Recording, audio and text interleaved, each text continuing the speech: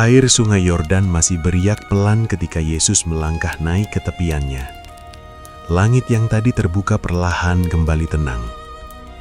Awan-awan putih bergerak lembut, seakan menyimpan rahasia agung yang baru saja dinyatakan. Orang-orang yang berdiri di sekitar sungai masih terdiam.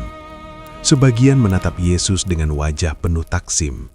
Sebagian lain masih tertegun oleh suara yang menggema dari surga.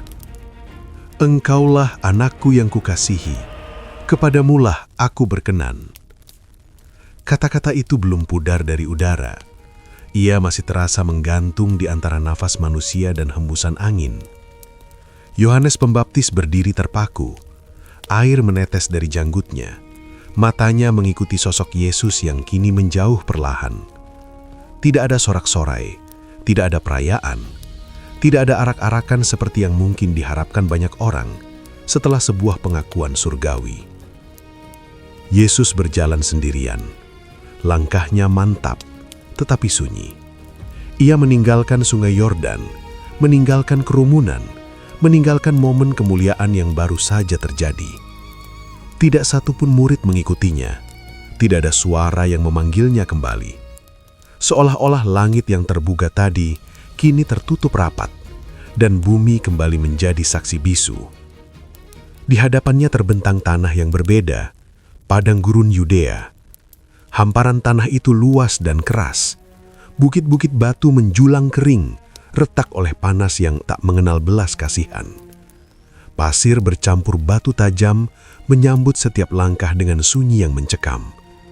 Tidak ada pepohonan rindang, tidak ada mata air yang mengalir, hanya angin yang berhembus, membawa debu dan keheningan.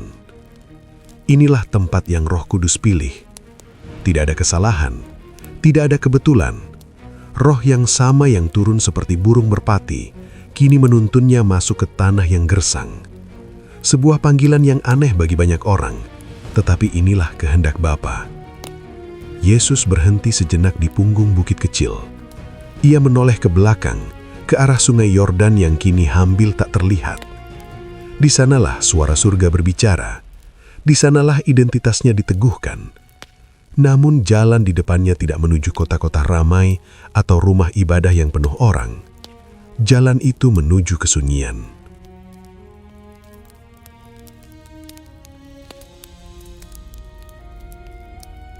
Ia menarik napas panjang.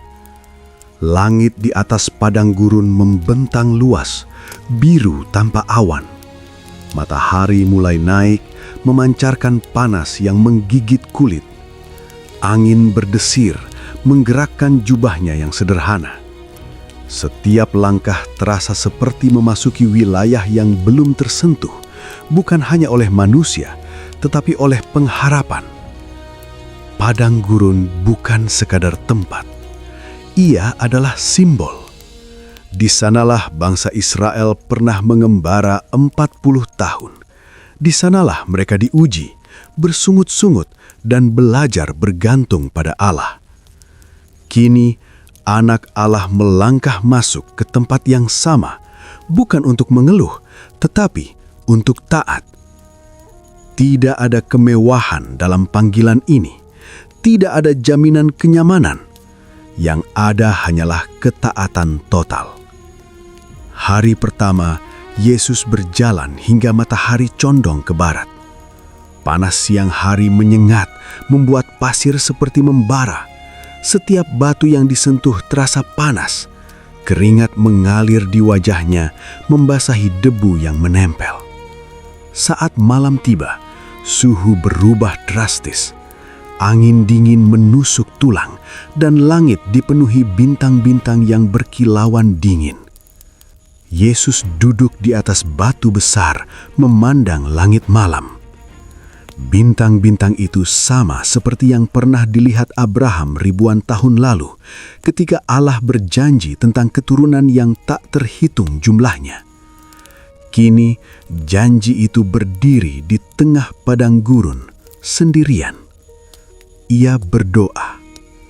Doanya tidak keras, tidak dramatis, hanya bisikan hati kepada Bapa yang mengutusnya. Tidak ada permintaan untuk jalan yang lebih mudah, tidak ada tawar-menawar, hanya penyerahan. Hari berganti hari. Padang gurun menunjukkan wajah aslinya. Siang hari menjadi ujian ketahanan, malam hari menjadi ujian iman. Tidak ada suara manusia, tidak ada nyanyian burung, hanya langkah kaki, angin, dan keheningan yang panjang. Di tempat seperti inilah, pikiran menjadi jujur. Tidak ada gangguan, tidak ada pelarian. Segala sesuatu yang tersembunyi akan muncul ke permukaan. Dan di sanalah Yesus tinggal, bukan sebagai makhluk surgawi yang kebal terhadap penderitaan, tetapi sebagai manusia sejati. Ia tidak makan. Puasa dimulai bukan sebagai ritual, melainkan sebagai respons ketaatan. Setiap hari berlalu, tubuhnya mulai merasakan perubahan. Perutnya kosong, energi perlahan berkurang. Namun ia tetap melangkah, tetap berdoa, tetap diam di hadapan Bapa. Padang gurun tidak menawarkan belas kasihan. Ia tidak peduli siapa yang melintas di atasnya. Ia menguji semua yang berani masuk. Batu tetap keras, matahari tetap terik, malam tetap dingin. Dan justru di sanalah panggilan itu diuji. Banyak orang mengira kemenangan rohani selalu lahir di tempat terang, di tengah sorak-sorai, di hadapan banyak saksi. Namun sebelum satu pun mukjizat Yesus dicatat, sebelum satu pun khotbahnya mengguncang hati orang banyak, ada sebuah perjalanan sunyi yang harus dilalui. Perjalanan ke tanah gersang. Di kejauhan, angin berputar, membentuk pusaran debu kecil. Padang gurun tampak hidup, tetapi bukan kehidupan yang memberi penghiburan. Ia seperti menunggu, seolah-olah ada sesuatu yang mengintai di balik kesunyian. Yesus merasakannya. Belum ada suara godaan, belum ada bayangan yang menampakkan diri, tetapi atmosfer terasa berbeda, seperti sebelum badai datang, seperti senyap sebelum pertempuran besar. Ini bukan sekedar ujian fisik, ini adalah persiapan medan perang. Setiap langkah Yesus di padang gurun adalah deklarasi diam-diam. Ia datang bukan untuk mengambil jalan pintas. Ia datang bukan untuk kemuliaan instan. Ia datang untuk menggenapi kehendak Bapa sepenuhnya sampai akhir. Padang gurun menjadi saksi pertama. Hari-hari berlalu dalam keheningan yang berat. Tidak ada catatan berapa langkah yang ia tempuh. Tidak ada penanda waktu selain matahari dan bintang. Tetapi setiap hari membawanya semakin jauh dari sungai Yordan dan semakin dalam ke dalam rencana keselamatan. Di tempat tanpa manusia, ia bersiap menghadapi musuh yang paling licik. Bukan musuh dengan pedang atau tombak, tetapi musuh yang telah menjatuhkan manusia sejak awal zaman. Namun sebelum satu kata pun diucapkan oleh musuh itu, sebelum satu godaan pun dilontarkan, Yesus telah menang dalam satu hal. Ia taat. Dan di tanah gersang itulah, di antara batu dan debu, kisah besar itu benar-benar dimulai.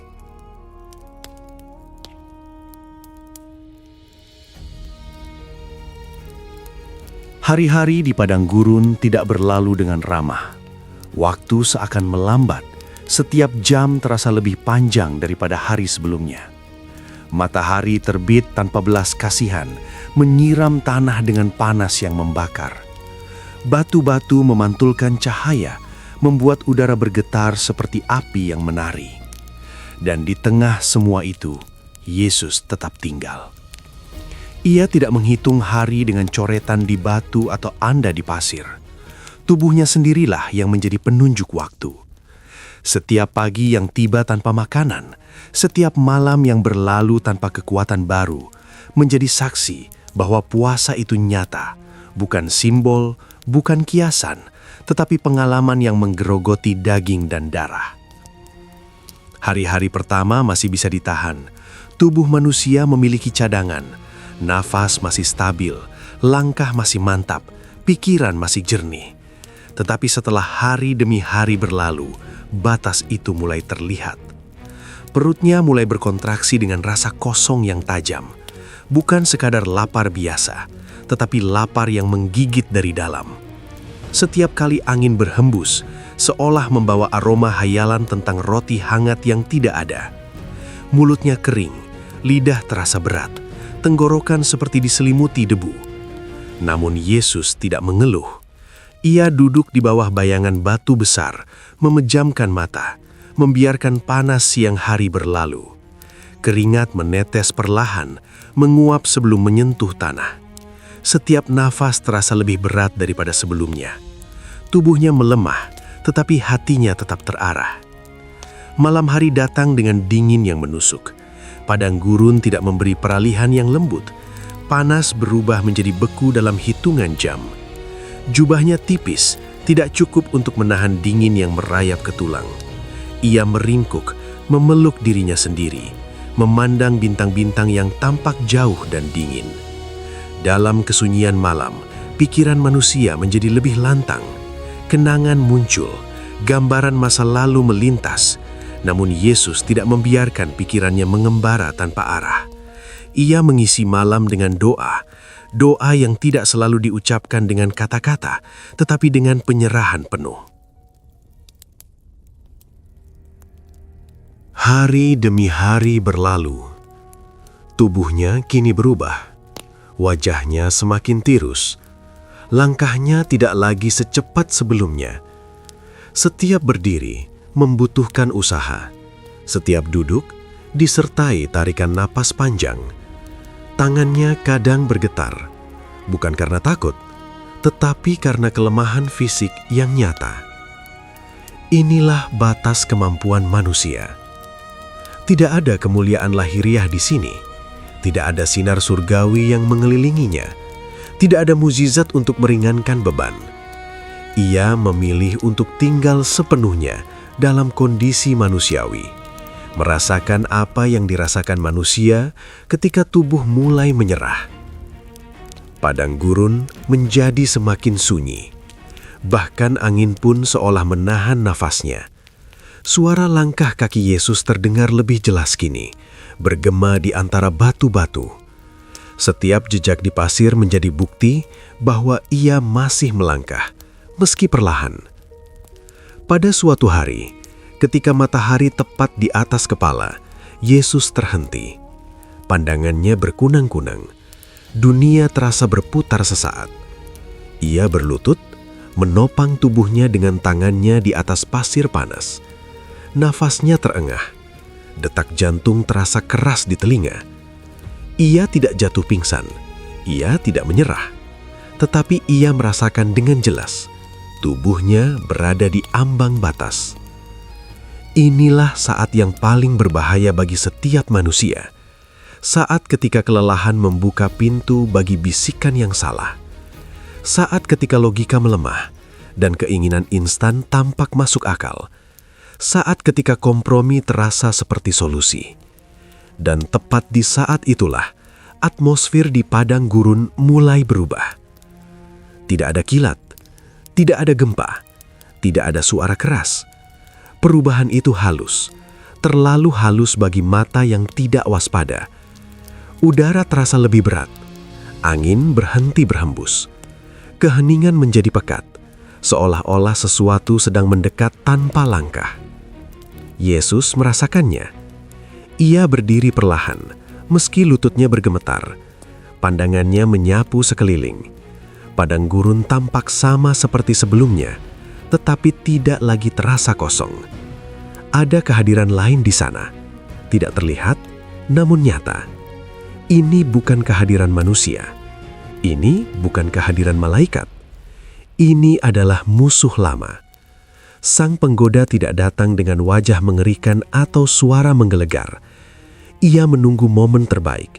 Ia menunggu hingga tubuh Yesus benar-benar lemah, hingga rasa lapar mencapai puncaknya, hingga kebutuhan dasar menjadi jeritan yang tak terucap. 40 hari. Angka itu bukan kebetulan. 40 hari hujan di zaman Nuh, 40 tahun Israel di padang gurun, 40 hari Musa di gunung, dan kini 40 hari anak manusia menahan diri dari makanan. Tubuhnya kini sangat lapar. Injil mencatatnya dengan sederhana, tetapi kenyataannya jauh dari sederhana. Ini adalah kondisi ekstrim. Setiap sel tubuhnya menuntut asupan. Otot-otot melemah, pikiran terasa kabur sesaat. Tubuh manusia dalam keadaan seperti ini akan melakukan apapun untuk bertahan hidup. Apapun. Dan di sanalah musuh itu ingin masuk.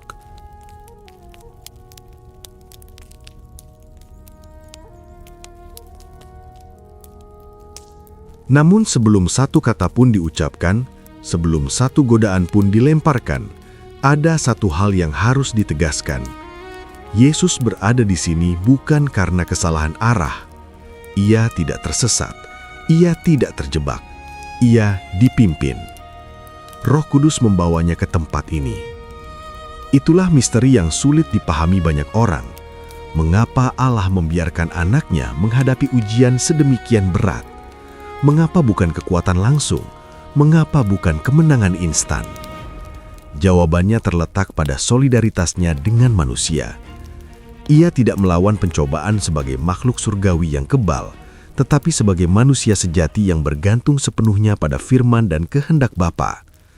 Ia merasakan lapar agar manusia tahu bahwa ia mengerti. Ia merasakan lemah agar manusia tahu bahwa kemenangannya relevan bagi mereka. Padang gurun kini menjadi arena, bukan arena fisik dengan penonton, tetapi arena rohani yang menentukan arah sejarah keselamatan.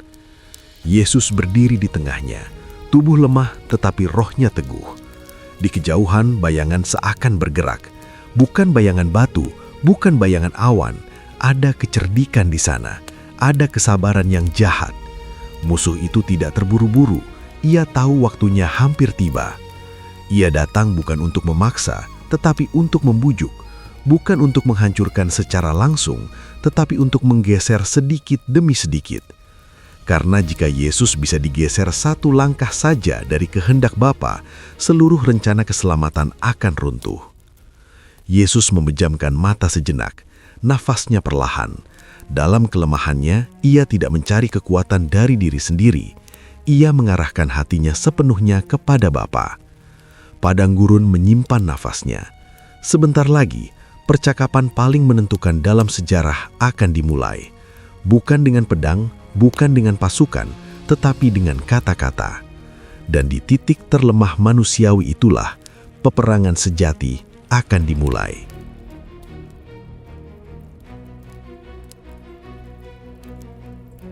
Padang gurun itu sunyi, tetapi tidak lagi kosong. Yesus berdiri di antara batu-batu yang keras, napasnya berat namun teratur.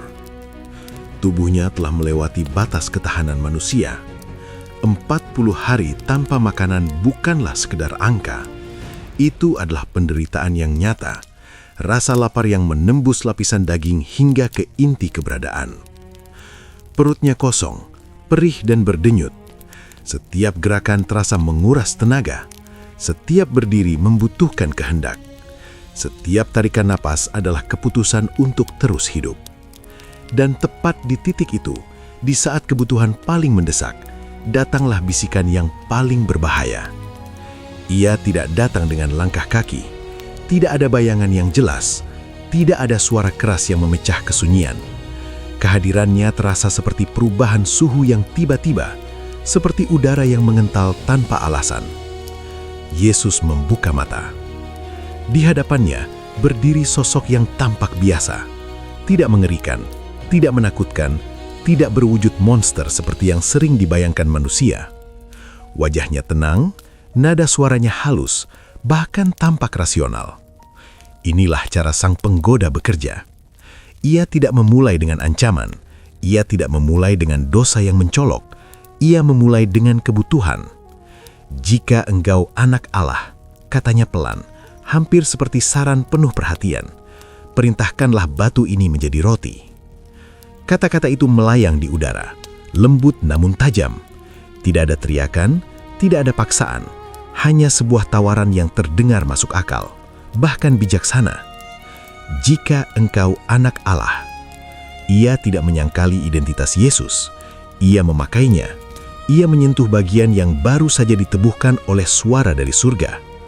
Ia mengaitkan identitas ilahi dengan solusi instan atas penderitaan jasmani. Dan di sekeliling mereka, batu-batu berserakan. Bentuknya bulat, warnanya pucat. Dalam cahaya matahari padang gurun, batu-batu itu tampak seperti roti yang keras dan kering. Hanya satu perintah saja. Yesus menatap batu di dekat kakinya. Perutnya berkontraksi hebat. Tubuhnya seakan menjerit, meminta kelegaan. Secara manusiawi, tidak ada yang salah dengan makan. Makanan bukan dosa, memelihara hidup bukan pelanggaran.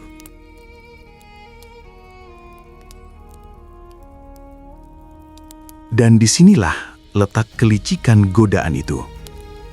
Iblis tidak meminta Yesus mencuri. Ia tidak meminta Yesus menyakiti siapapun. Ia hanya mengajak Yesus menggunakan kuasanya untuk diri sendiri, untuk memenuhi kebutuhan yang sah, tetapi dengan cara yang salah. Inilah godaan perut. Bukan sekedar tentang makanan, tetapi tentang prioritas, tentang siapa yang menentukan langkah, tentang apakah kehendak Bapa masih menjadi pusat atau apakah kebutuhan mendesak boleh mengambil alih kendali. Yesus tetap diam. Ia tidak tergesa-gesa menjawab. Ia tidak terprovokasi. Ia tidak membela diri. Dalam keheningan itu, pertempuran sejati berlangsung. Bukan di udara, tetapi di dalam kehendak. Iblis melangkah sedikit lebih dekat. Suaranya masih lembut. "Engkau lapar," katanya, seolah menyatakan fakta yang tak terbantahkan. 40 hari adalah waktu yang lama. Tubuh manusia tidak diciptakan untuk menahan ini. Bukankah lebih baik engkau menggunakan apa yang engkau miliki? Bukankah Bapa ingin engkau hidup? Kalimat itu terdengar peduli, bahkan terdengar rohani. Namun di baliknya tersembunyi satu tujuan, memisahkan kehendak anak dari kehendak Bapa. Jika Yesus menggunakan kuasanya untuk memuaskan dirinya sendiri di luar perintah Bapa, maka ketaatannya akan retak, dan celah sekecil apapun sudah cukup bagi kegelapan. Yesus mengangkat pandangannya. Matanya tidak liar, tidak panik, tidak penuh amarah. Ada ketenangan di sana. Ketenangan yang tidak berasal dari kekuatan fisik, tetapi dari keyakinan yang dalam. Ia berbicara. "Manusia hidup bukan dari roti saja," katanya. Suaranya tenang namun penuh otoritas, melainkan dari setiap firman yang keluar dari mulut Allah. Kata-kata itu bukan improvisasi, bukan hasil pemikiran sesaat. Itu adalah firman yang tertanam di dalam hatinya, firman yang dihidupi, bukan sekedar dihafal. Dengan satu kalimat itu, Yesus menolak logika dunia yang berkata bahwa kebutuhan jasmani harus selalu menjadi yang utama. Ia menegaskan bahwa hidup manusia tidak ditentukan oleh apa yang masuk ke mulut, tetapi oleh siapa yang ditaati. Padang gurun seakan bergetar pelan. Iblis terdiam sejenak. Ia tidak mundur. Belum. Ia mencerna jawaban itu, mencari celah. Tetapi satu hal menjadi jelas. Yesus tidak akan mengorbankan ketaatan demi kenyamanan, bahkan dalam kondisi ekstrem. Godaan itu gagal. Namun kegagalannya bukan karena kurangnya kekuatan godaan, melainkan karena kekuatan firman yang dipegang dengan iman. Yesus tidak berkata bahwa roti tidak penting. Ia berkata bahwa roti bukan yang utama. Ia menempatkan kebutuhan jasmani di bawah ketaatan rohani. Inilah perbedaan besar.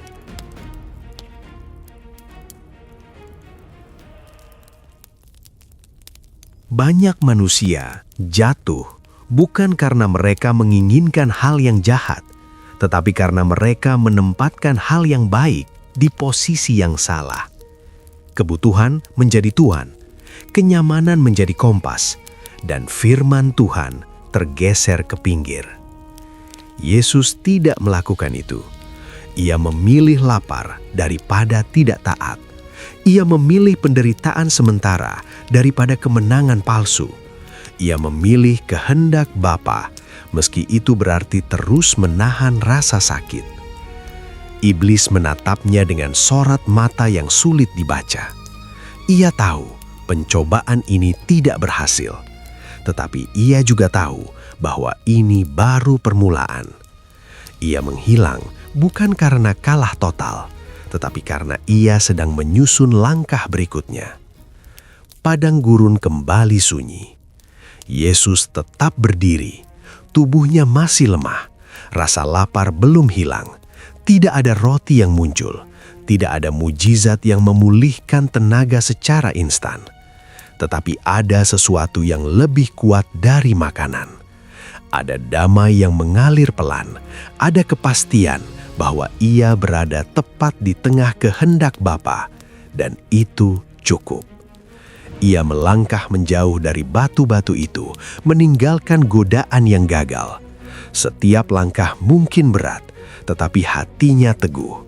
Ia tahu, jika ia bisa menang di level kebutuhan paling dasar, ia siap menghadapi godaan yang lebih tinggi. Namun, ia juga tahu satu hal, musuh tidak akan berhenti. Ia akan datang lagi, dengan cara lain, dengan sudut pandang berbeda, dengan jebakan yang lebih halus. Padang gurun masih menyimpan tantangan berikutnya, dan peperangan belum selesai.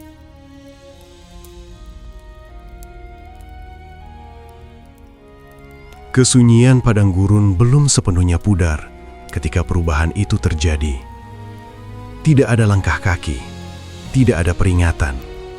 Dalam sekejap yang sulit dijelaskan dengan bahasa manusia, ruang seakan terlipat. Angin padang gurun yang panas menghilang, digantikan oleh udara kota yang lebih sejuk. Batu-batu kasar lenyap, berganti dengan bangunan megah yang menjulang. Yesus kini berdiri di tempat yang sama sekali berbeda. Di hadapannya terbentang kota Yerusalem, kota suci, pusat iman, tempat doa dan korban dipersembahkan. Dan ia berdiri bukan di jalan sempit atau halaman biasa, melainkan di tempat yang tinggi, sangat tinggi, bubungan Bait Allah. Di bawahnya, halaman Bait Allah terbentang luas.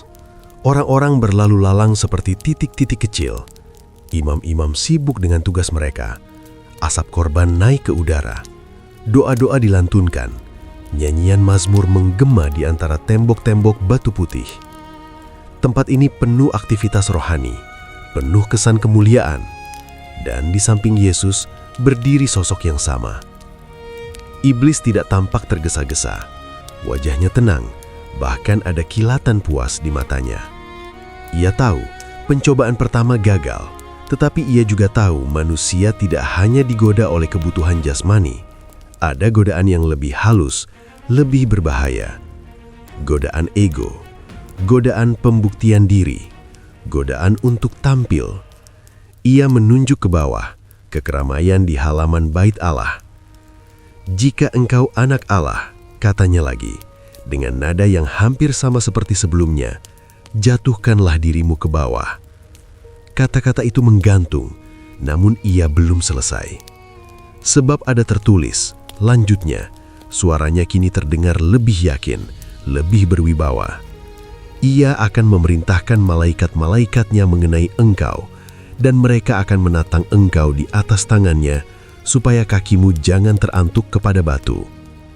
Iblis mengutip firman.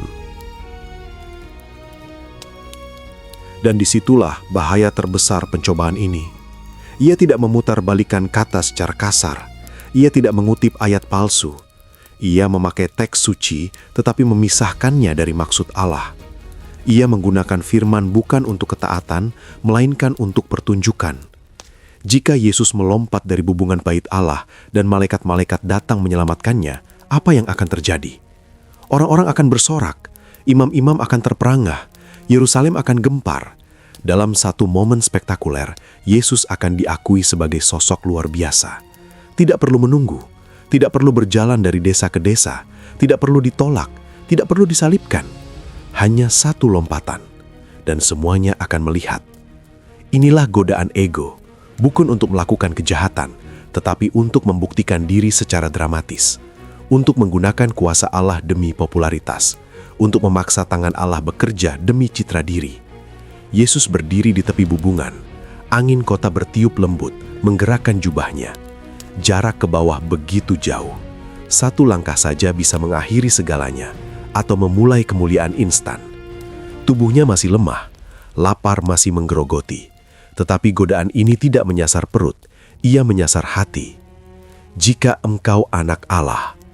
Kata-kata itu kembali menantang identitasnya, bukan untuk menyangkalnya, tetapi untuk menuntut pembuktian. Seolah-olah status ilahi harus selalu disertai demonstrasi. Banyak manusia jatuh di titik ini, bukan karena mereka tidak percaya, tetapi karena mereka ingin dilihat percaya. Bukan karena mereka tidak yakin akan Allah, tetapi karena Allah ingin membuktikan dirinya sesuai agenda mereka. Yesus memandang ke bawah. Ia melihat manusia, umat yang kelak ia layani, sembuhkan, dan kasihi. Ia tahu betapa mudahnya hati manusia terpesona oleh tanda dan mujizat, tetapi betapa cepat pula mereka berpaling ketika jalan menjadi sulit. Ia tidak menutup mata terhadap kemungkinan itu. Ia tidak menyepelekan kekuatan pertunjukan. Tetapi ia tahu satu hal, iman sejati tidak lahir dari sensasi, melainkan dari ketaatan. Yesus berbalik menatap iblis. Tatapannya tegas, tidak terguncang, tidak tergoda. Ia menjawab, "Ada pula tertulis, janganlah engkau mencobai Tuhan Allahmu." Jawaban itu sederhana, tetapi menghancurkan inti pencobaan. Yesus menolak untuk memaksa Allah bertindak demi ambisi pribadi. Ia menolak untuk menjadikan firman sebagai alat manipulasi. Ia menolak untuk melompat demi sorak-sorai. Ia menempatkan dirinya di bawah firman, bukan di atasnya.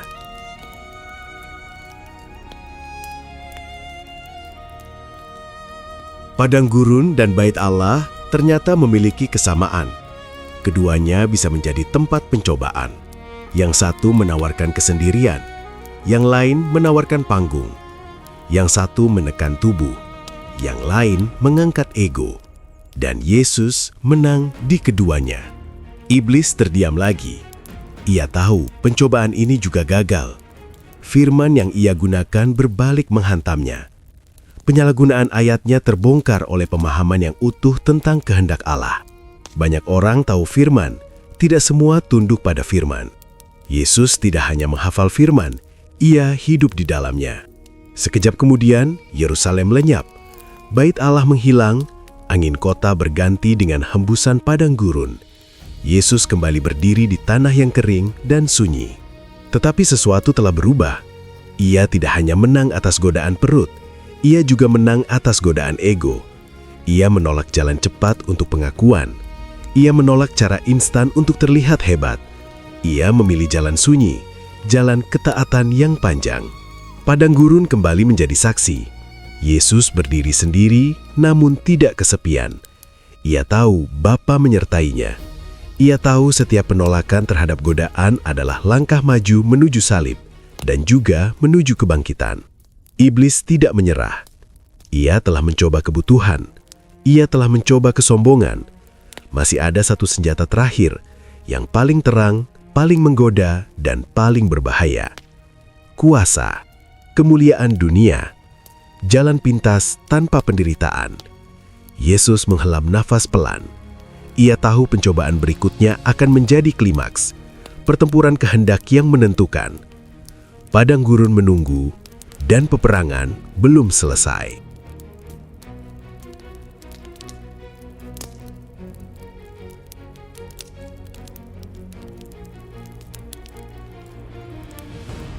Kesunyian padang gurun kembali menyelimuti segalanya. Yesus berdiri di antara batu-batu yang tak bernama.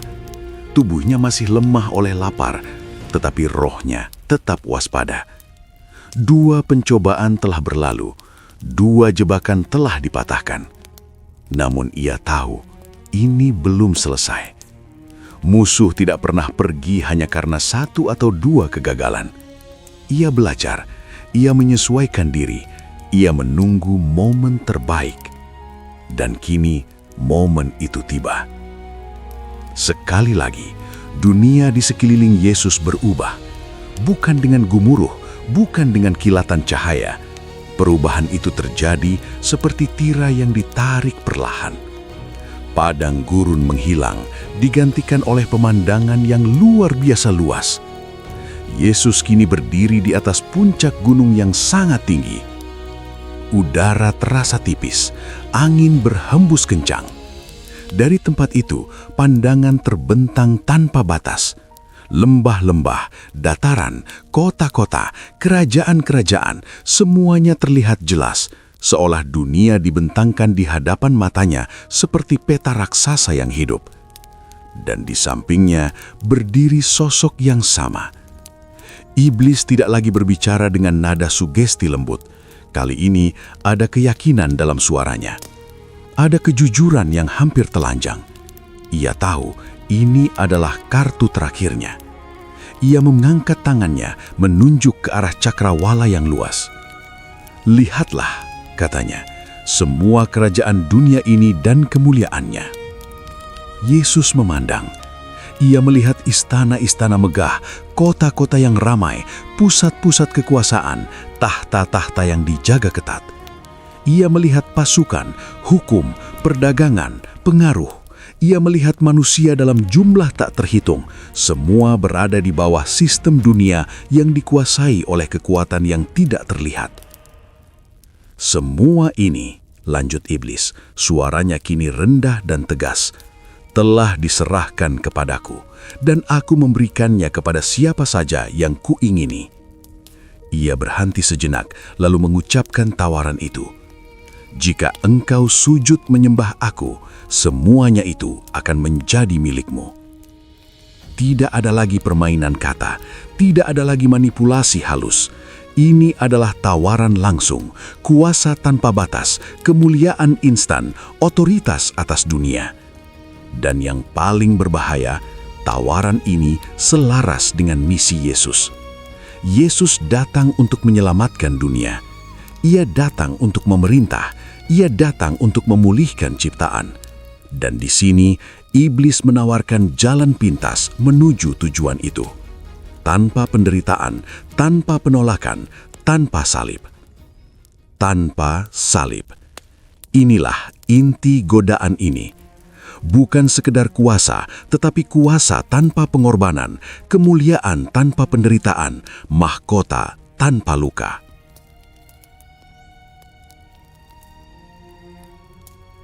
Yesus berdiri diam. Angin gunung mengibaskan jubahnya. Pemandangan dunia terbentang luas di depan matanya. Ia tahu betapa besar penderitaan yang menantinya jika ia memilih jalan Bapa. Ia tahu tentang penolakan, cambukan, paku, dan kematian. Dan iblis tahu itu juga. Ia menawarkan alternatif. "Engkau tidak perlu melalui semua itu," seolah ia berkata. "Mengapa harus menderita jika engkau bisa memerintah sekarang? Mengapa harus mati jika engkau bisa berkuasa hari ini?" Banyak manusia jatuh di titik ini, bukan karena mereka mencintai kejahatan, tetapi karena mereka lelah menunggu. Karena mereka ingin hasil tanpa proses, karena mereka menginginkan tujuan yang benar dengan cara yang salah. Yesus menatap dunia yang dibentangkan di hadapannya. Ia melihat penderitaan manusia. Ia melihat ketidakadilan. Ia melihat perang dan air mata. Ia tahu dunia ini membutuhkan pemulihan. Ia tahu dunia ini akan berada di bawah pemerintahannya suatu hari nanti. Namun ia juga tahu satu hal yang tidak bisa ditawar. Kerajaan Allah tidak dibangun di atas kompromi. Kuasa sejati tidak lahir dari penyembahan kepada kegelapan. Dan keselamatan tidak pernah datang melalui jalan pintas. Yesus berbalik menatap iblis. Tatapannya kini berbeda. Tidak lagi hanya tenang, tetapi penuh otoritas. ada kejelasan mutlak di sana. Tidak ada keraguan, tidak ada pertimbangan lanjutan. "Enyahlah iblis," katanya dengan suara yang tidak keras, tetapi mengguncang. Perintah itu bukan sekedar penolakan. Itu adalah deklarasi. Sebab ada tertulis, "Engkau harus menyembah Tuhan Allahmu, dan hanya kepada Dia sajalah engkau berbakti." Firman itu menghantam seperti pedang. Dengan satu kalimat, Yesus memutus tawaran itu di akarnya. Ia menolak menyembah apapun selain Bapa. Ia menolak kuasa yang tidak bersumber dari Allah. Ia menolak kerajaan yang dibangun di atas kebohongan. Gunung itu seakan bergetar. Adara berubah. Tekanan yang tidak terlihat pecah seketika. Iblis tersentak. Untuk pertama kalinya, ia tidak menjawab. Tidak ada sanggahan. Tidak ada ayat balasan. Ia tahu ia kalah. Bukan hanya dalam satu pencobaan, tetapi dalam keseluruhan strategi.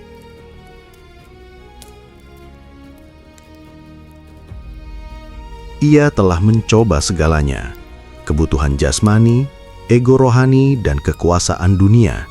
Semuanya gagal. Setiap pintu tertutup rapat oleh ketaatan Yesus kepada Bapa. Iblis mundur. Ia tidak lenyap dengan ledakan. Ia tidak berteriak marah. Ia pergi dengan kebencian yang tertahan, dengan rencana yang ditunda. Ia tahu waktunya belum sekarang. Ia tahu akan ada saat lain. Namun, hari ini, di puncak gunung itu, Yesus menang sepenuhnya. Pemandangan dunia menghilang, gunung tinggi lenyap. Yesus kembali berdiri di padang gurun yang sunyi. Tetapi, padang gurun itu tidak lagi sama. Kegelapan yang tadi menekan kini sirna. Udara terasa lebih ringan. Keheningan tidak lagi mencekam, melainkan damai. Yesus berdiri tegak, meski tubuhnya masih lemah. Ia telah melewati peperangan kehendak yang paling menentukan. Ia memilih jalan salib, meski jalan itu panjang dan menyakitkan. Ia memilih ketaatan, meski itu berarti penderitaan. Dan dengan pilihan itu, nasib dunia ditentukan. Padang gurun menjadi saksi bisu bahwa kemenangan terbesar tidak selalu terlihat spektakuler. Kadang kemenangan sejati terjadi dalam kesendirian, di tempat yang tidak disorot, ketika satu pribadi berkata tidak kepada kuasa dunia demi berkata ya kepada Allah. Yesus menghela napas pelan. Ia tahu pencobaan telah selesai. Ia tahu ujian ini telah dimenangkan. Tetapi ia juga tahu perjalanan belum berakhir. Salib masih menanti. Namun kini, langkahnya mantap. Karena ia tahu tidak ada kuasa di dunia ini yang bisa mengalahkan ketaatan penuh kepada Bapa. Dan dengan itu, peperangan di padang gurun mencapai puncaknya.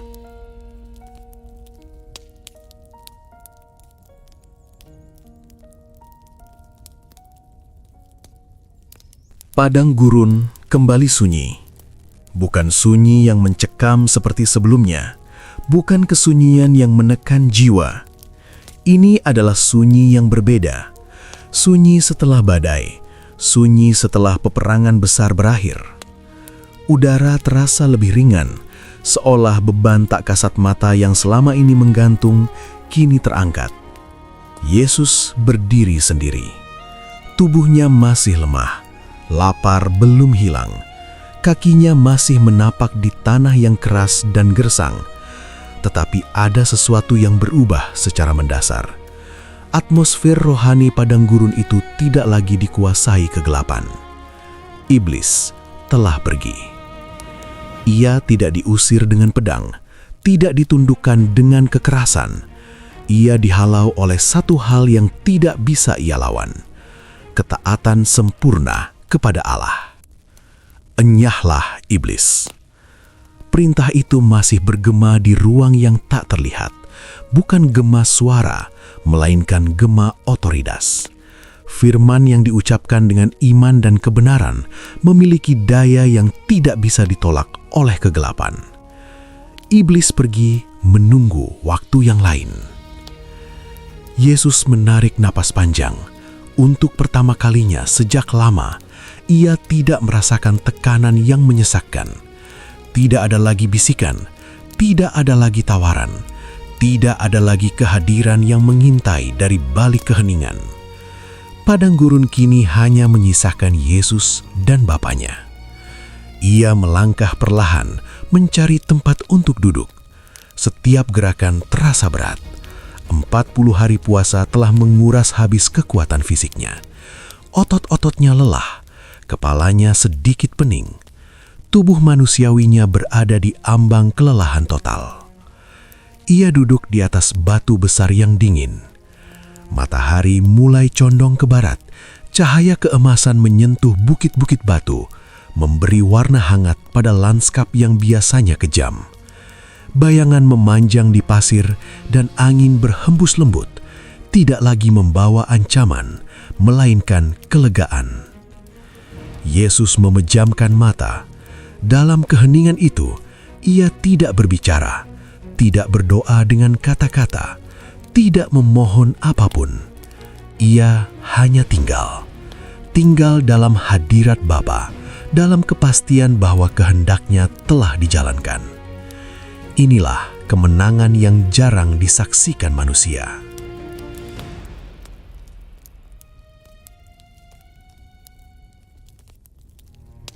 Tidak ada sorak-sorai, tidak ada tepuk tangan, tidak ada mahkota yang dipasang di kepalanya.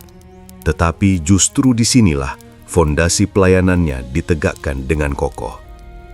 Ia telah menang di tempat yang paling sulit, dalam kesendirian, kelemahan, dan godaan paling licik. Yesus tidak menang dengan menunjukkan kuasanya. Ia menang dengan menahan dirinya. Ia tidak membuktikan siapa dirinya dengan mujizat spektakuler. Ia membuktikannya dengan ketaatan yang tidak tergoyahkan.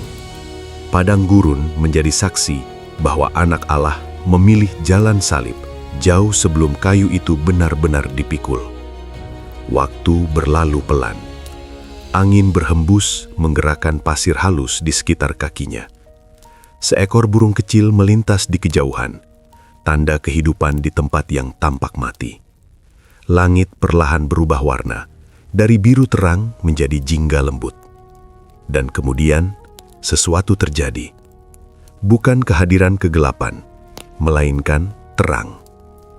Yesus membuka mata. Ia tidak melihat apapun yang mengancam.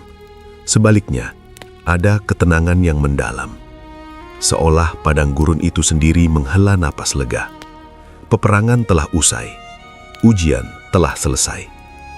Yesus tahu masa pencobaan ini bukan sekedar episode pribadi. Ini adalah representasi. Apa yang ia hadapi di sini adalah apa yang akan dihadapi setiap manusia. Kebutuhan, ego, dan kuasa. Dan apa yang ia menangkan di sini adalah harapan bagi dunia. Ia bangkit perlahan. Langkahnya masih pelan tetapi tidak ragu. Ada keteguhan baru dalam setiap gerakan. Ia telah melewati batas kemampuan manusia dan tidak runtuh. Ia telah ditawarkan dunia dan tidak tergoda. Ia telah berdiri di hadapan musuh tertua umat manusia dan menang. Dan kini, ia siap melangkah ke fase berikutnya. Namun sebelum itu, ada satu momen yang penuh kasih. Dari keheningan padang gurun, datanglah pelayanan surgawi. Tidak dengan gemuruh, tidak dengan cahaya menyilaukan. Kehadiran itu lembut, penuh perhatian. Malaikat-malaikat datang melayaninya. Mereka membawa pemulihan, kekuatan, dan peneguhan. Bapa tidak meninggalkan anaknya sendirian setelah peperangan. Mereka melayaninya, memberinya apa yang tubuhnya butuhkan, menguatkannya setelah pertarungan panjang. Ini bukan hadiah untuk kemenangan ego, melainkan perawatan bagi ketaatan yang setia.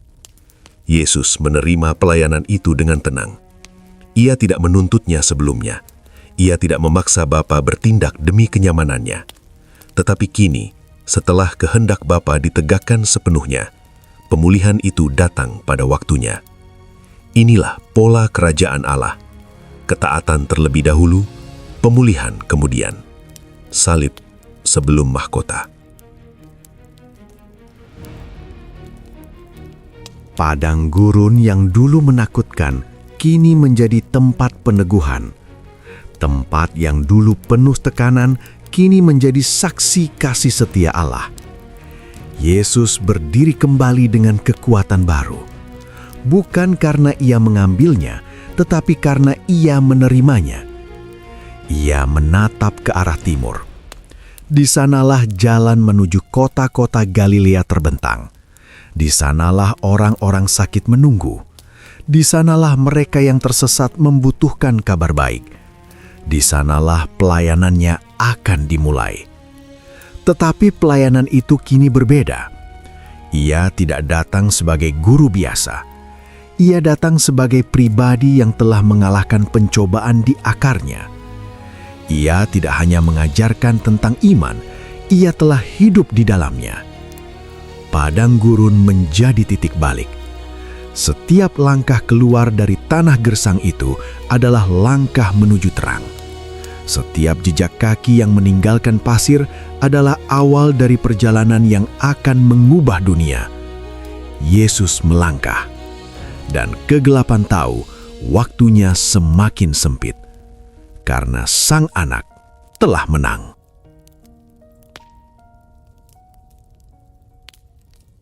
Fajar merkah perlahan di atas padang gurun.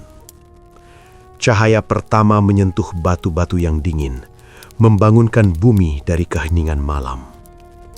Langit berubah warna, dari biru gelap menjadi jingga lembut, lalu keemasan. Angin pagi berhembus pelan, tidak lagi membawa ancaman, melainkan kesejukan yang menenangkan. Yesus berdiri menghadap cahaya itu. Padang gurun yang selama 40 hari menjadi tempat ujian, kini berada di belakangnya. Tanah gersang itu tidak lagi memanggilnya untuk bertahan, melainkan melepasnya untuk melangkah. Segala sesuatu yang perlu dimurnikan telah dimurnikan. Segala sesuatu yang perlu diteguhkan telah diteguhkan. Ia telah keluar sebagai pribadi yang sama dan sekaligus berbeda. Tubuhnya telah dipulihkan, malaikat-malaikat telah menguatkannya. Nafasnya kini lebih dalam, langkahnya kini lebih pasti.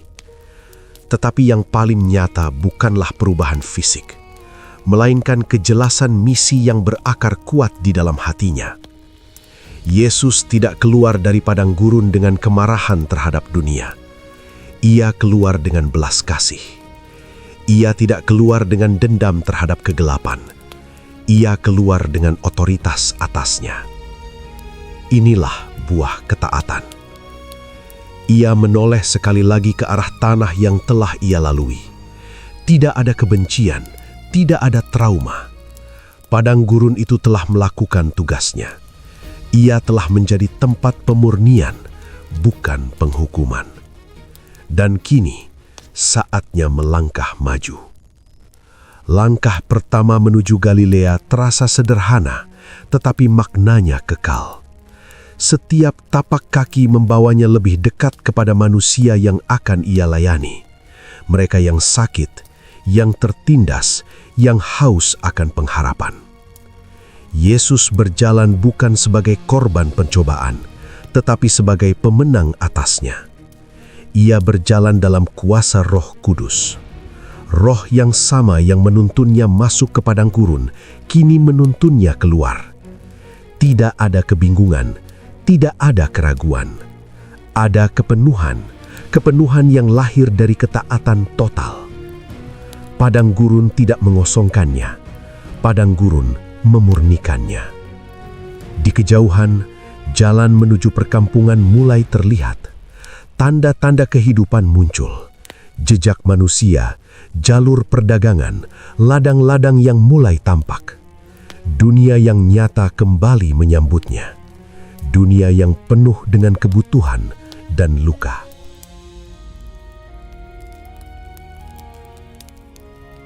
Yesus tahu apa yang akan ia temui. Ia tahu akan ada penolakan. Ia tahu akan ada salah paham. Ia tahu akan ada pengkhianatan. Tetapi ia juga tahu akan ada iman.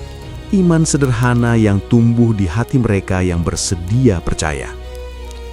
Ia tidak datang membawa teori. Ia datang membawa hidup. Pelayanannya kini dimurnikan dari segala ambisi pribadi. Ia tidak mencari popularitas. Ia tidak mencari kekuasaan politik. Ia tidak mencari pembuktian diri. Semua itu telah ditawarkan dan ditolak di padang gurun. Yang ia bawa hanyalah kehendak Bapa. Ketika ia tiba di wilayah Galilea, berita tentangnya mulai tersebar. Bukan karena ia mempromosikan diri, tetapi karena kuasa Roh bekerja melaluinya. Kata-katanya memiliki bobot. Kehadirannya membawa damai, ajarannya menusuk hati, bukan karena retorika, tetapi karena kebenaran. Yesus mulai berbicara. Ia tidak memulai dengan kemarahan terhadap dosa. Ia memulai dengan kabar baik. Waktunya telah genap, katanya. Kerajaan Allah sudah dekat. Bertobatlah dan percayalah kepada Injil. Kata-kata itu lahir dari padang gurun. Ia tahu apa artinya bertobat, berbalik arah, menolak godaan, memilih kehendak Allah. Ia tahu apa artinya percaya, bersandar penuh pada firman, bahkan ketika tubuh dan dunia menawarkan alternatif yang lebih mudah. Orang-orang mendengarkan, bukan karena Yesus berbicara dengan keras, tetapi karena hidupnya berbicara lebih dulu. Mujizat mulai terjadi, orang sakit disembuhkan, yang terikat dilepaskan, yang putus asa menemukan harapan. Tetapi setiap kuasa yang mengalir darinya tidak pernah digunakan untuk kepentingan diri sendiri. Ia tidak menyembuhkan untuk membangun reputasi, ia menyembuhkan karena kasih. Ia tidak mengajar untuk diagungi, ia mengajar untuk memulihkan. Setiap tindakannya adalah perpanjangan dari ketaatan yang ditempa di padang gurun. Murid-murid mulai datang. Mereka melihat sesuatu yang berbeda. Mereka merasakan otoritas yang tidak memaksa, kekuatan yang tidak menindas, kepemimpinan yang tidak memanfaatkan. Mereka tidak hanya mengikuti seorang guru, tetapi pribadi yang hidupnya selaras sepenuhnya dengan Allah. Yesus memanggil mereka bukan ke panggung kemuliaan, tetapi ke jalan ketaatan. Ia tidak menjanjikan kenyamanan, ia menjanjikan hidup. Dan semua itu bermula dari 40 hari yang sunyi. Seringkali manusia ingin pelayanan tanpa padang gurun. Mereka ingin kuasa tanpa pemurnian. Mereka ingin mahkota tanpa salib. Tetapi Yesus menunjukkan jalan yang berbeda. Ia menunjukkan bahwa pelayanan sejati lahir dari ketaatan yang tersembunyi. Padang gurun tidak terlihat oleh banyak orang. Tidak ada catatan saksi mata selain alam dan malaikat, tetapi dampaknya menggema sepanjang sejarah. Setiap pengajaran Yesus, setiap mujizat, setiap langkah menuju salib, semuanya berakar di sana. Yesus melangkah dari desa ke desa, membawa terang ke tempat-tempat yang gelap. Dan setiap kali ia menghadapi perlawanan, ia tidak goyah. Ia telah menghadapi yang terburuk. Ia telah menang di akar pencobaan. Iblis mungkin masih bekerja. Dunia mungkin masih gelap. Tetapi fondasi telah diletakkan. Jalan keselamatan telah dibuka. Yesus tidak pernah melupakan padang gurun itu. Bukan sebagai luka, tetapi sebagai saksi. Saksi bahwa manusia bisa menang ketika mereka hidup sepenuhnya dalam kehendak Allah. Dan kisah ini bukan hanya tentang Yesus. Ini adalah undangan. Undangan bagi setiap orang yang berjalan di padang gurun mereka sendiri. Padang gurun kekurangan, kesendirian, pencobaan, dan keputusan sulit. Kisah ini berkata bahwa kemenangan tidak selalu datang dengan suara keras, tetapi dengan kesetiaan yang tenang. Yesus telah berjalan lebih dulu. Ia telah menunjukkan jalan, dan kini Ia memanggil dunia untuk mengikutinya. Dengan demikian, pelayanannya dimulai bukan sebagai pelarian dari penderitaan, tetapi sebagai hasil dari ketaatan yang dimurnikan. Dari padang gurun menuju dunia, dari kesunyian menuju kabar baik. Dan terang itu tidak pernah padam.